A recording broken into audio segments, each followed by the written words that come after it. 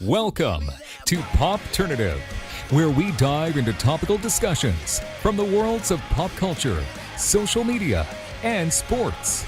Here is your host, Peter Remoliotis, aka PD Beats.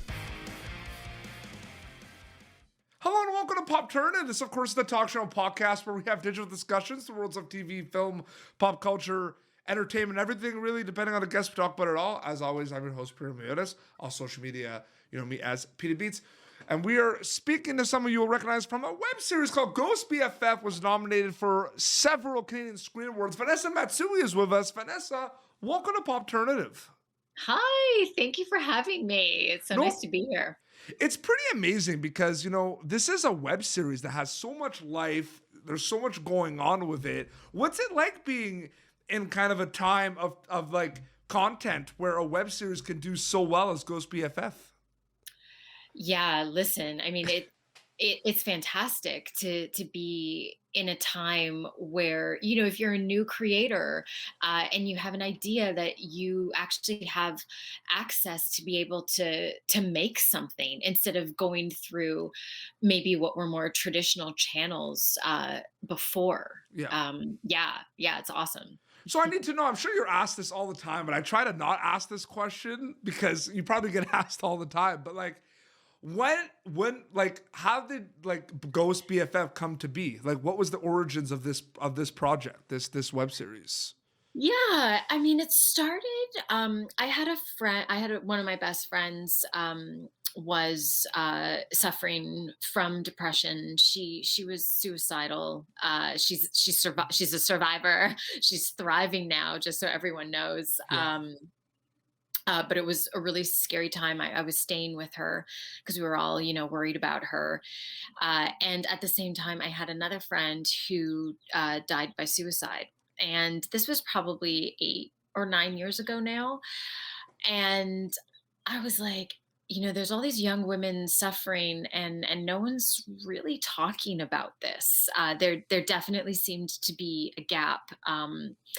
And so then I decided to write a comedy about it because, you know, part of why I wanted to address such a heavy topic with comedy, partly I come from an improv background. I was always working in comedy.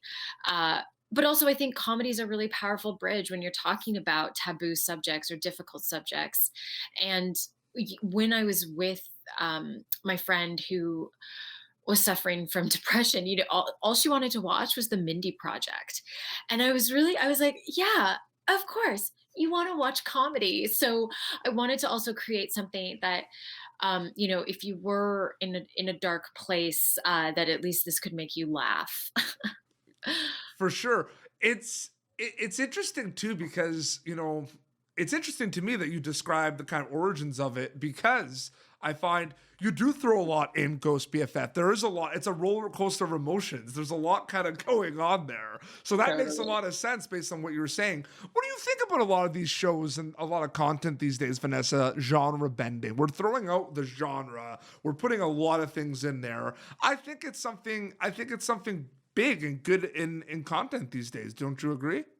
Do you mean how like Ghost BFF is kind of sci-fi mixed with There's drama tons. comedy? There's tons in it. You know what I mean? It will make you laugh, but sometimes it'll make you go, oh, like it has those moments too. You know what I mean? Yeah, no, absolutely. Well, I think that's really important because I think, you know, if something is funny, while I love a good comedy, Mhm. I think there always needs to be balance. Like without the sad moments, kind of the happier moments don't feel as much. Yeah.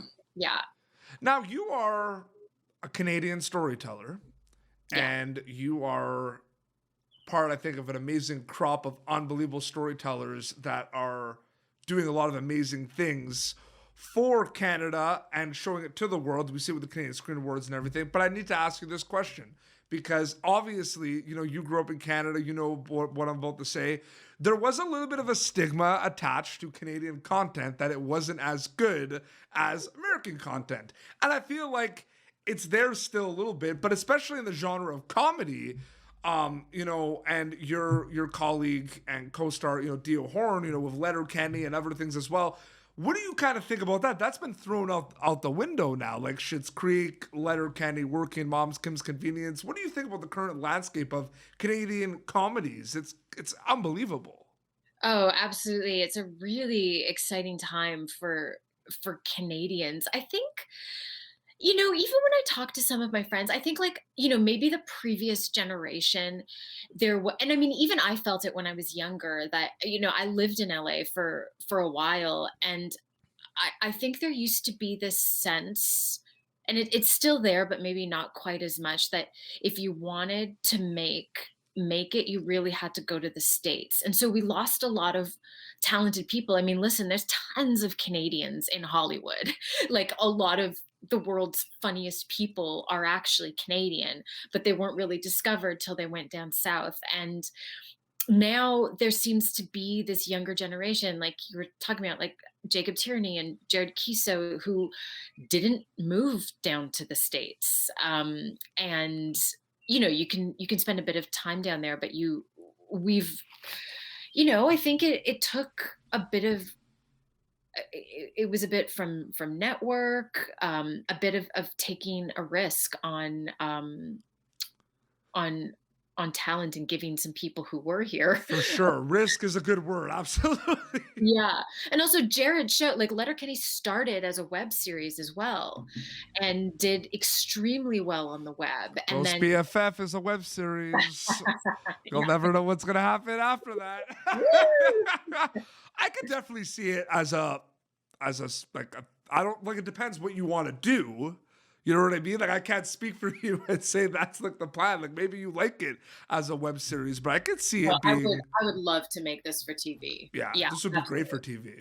yeah, Did yeah. you know like when you were making this, like that there is a lot of complex characters, like I said, the roller coaster of emotions. Did you like when you kind of wrote this and then kind of watched the playback, what was that like? Like it's tough, right? Because you're writing it down and then you actually see it. Was it kind of weird to kind of see it after you wrote it? What was that like? Oh yeah, I'll never forget. I mean, pre-COVID. So for season one, we were lucky enough to be invited to TIFF to screen, Yeah. and so I got to see it on the big screen, which for web, I mean, even for TV, that's not common. And it was it was a really emotional night, to be totally honest. I felt incredibly proud of what Katie and I did. Katie Nolan's my producer, and she's been on board since the very beginning. So because it was a long journey, let me tell you, to getting to that point. Absolutely. And people can watch Ghost BFF on YouTube on Kinda TV. Exactly. And I am very curious because YouTube is huge. There's a lot of content out there. You can watch Popternative on YouTube, and this interview's gonna be on YouTube. I was just curious, and I'm sure a lot of people were behind this, but what was what made you want to put it on like a YouTube channel and put it on YouTube specifically? I mean, I had always wanted it to be free. I didn't want, even season one, I didn't want us to be behind a paywall, just because, one of my goals was I just wanted people to see this. I didn't want that, like that extra step that you'd have to, I don't know, subscribe on something on the web. Like I just wanted people to be able to see it. Yeah. And so it just felt like a natural fit, but I also wanted it to be on a platform that already had followers, Yeah. so that we could, maximize the 100%. viewership. So yeah, it kind of was a really great fit for both of those reasons. Free, but also a great following. They were already known for, female driven content. Yeah. Absolutely. We're talking about Ghost BFF, but I just wanted to bring up another project that you were recently in. You were on a Netflix show. You were on Grand Army. I was, yeah. And you had a very interesting role in that. I did. You caused a lot of you did your job, but you caused a lot of stuff. Yeah, in a weird way, what I did kind of is the thing that pushes that whole series into action. Like she wouldn't Yes. have, if I hadn't slut shamed her, she wouldn't have come to class half naked. Like, like all the balls started rolling But didn't you because also rat on them with a wallet too? Wasn't that you as well? no, No? rat on them with the Well, wallet. there was like the wallet, remember? They got in trouble for the purse, right? No, that's not me. But that was in the show too, right? Yes. That was in the, but there was just no, but like the teachers, you were like around though. It's been a while since I saw that, but I'm pretty sure. No, you the slut shaming for sure. But then who? I've sworn it was you. I thought it was That's you. so funny. I shot that.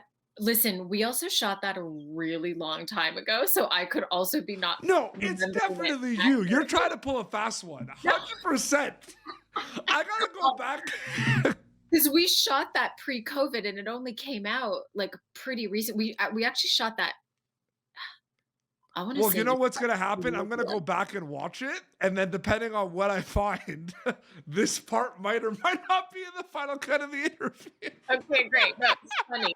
I like it. But no, but like it's true though. Look, I was also talking about the slut shaming aspect too. Like that kind of like Launches. explodes everything. Exactly. Yeah, it was I loved that part. I loved working on that show. I mean, it's so different than who I am. So it was, Well, the such reason why I wanted to bring that one up is because I'm realizing that a lot of shows that are very popular right now, especially in like the YA, like the young adult right now, they're like it's like ensemble casts. Like there's a lot of people on that show, right? There's a lot of yes. characters. Do you see that as like a norm right now, specifically like in young adult? Like you want to kind of see a lot of different characters, and the wealth is kind of being shared a little bit in terms of like the working aspect. There's a lot of people that get an opportunity. What do you think about that? Yeah, I think it's great. Well, I think it's also we're in this period where we're craving, diverse stories. And so I think like that's something that Grand Army does really well. Like they're showing not just, maybe the like quote unquote typical kid that you would normally see leading a show. Like it's showing you three very different perspectives, and what these three young women are going through Mhm. at the same school. So yeah, I think it's a really cool way to storytell. I mean, Grand Army was based on a play, Yeah. so that woman, Kate, had had like worked with students, and so it was coming from a really organic place. Yeah. Absolutely. Before we wrap up, Ghost BFF, the obvious answer to this question is you hope they enjoy it. You hope they recommend it to their family and friends. It's available on Yes. YouTube. Kind of TV season 2 is out now. Nominated for 4 Canadian Screen Awards, I believe, Yeah, right now. which Yeah. is huge. Yeah. What are you exactly hoping the audience gets out of it when they watch Ghost BFF, Vanessa? Yeah, great question. I mean, I always hope that if you happened to have, you know, depression, if you've been touched by suicide or depression in some way, maybe not you, but somebody you know and love, that the show helps you feel a little less alone. Yep. That's always what I hope, and that it leaves you laughing. And like the access, like you said about it being free, but it's so quick too. Just pop it on YouTube and like you can watch it. Like you can literally watch Ghost BFF like right now on your phones for everyone to watch. Exactly. It's like 5 minute to 10-minute episodes, which exactly you can just watch it quickly. It's not a huge commitment. Absolutely. Well, I wanted to thank you so much for coming on Popternative. I really enjoyed chatting with you. My pleasure. So nice to meet you. Thank you for having me. Yeah, no problem. So Ghost BFF season 2, now well season 1 and 2 on Kind of TV on YouTube. They can check that out. And where can people follow you on social media to keep up to date with everything? I'm mostly on Instagram. That's like my platform of choice. I'm also on Twitter, but I'm never there. Ms. Vanessa Matsui. Amazing. Instagram. Well, this has been Popternative, youtube.com/Popternative for previous episodes. Until next time, this is Vanessa Matsui from Ghost BFF and PD Beats signing off. Thank you for tuning in to Popternative. Make sure to check out our past episodes of Popternative on YouTube. Be sure to like Popternative on Facebook and follow us on Twitter. This has been an Autograph Communications production.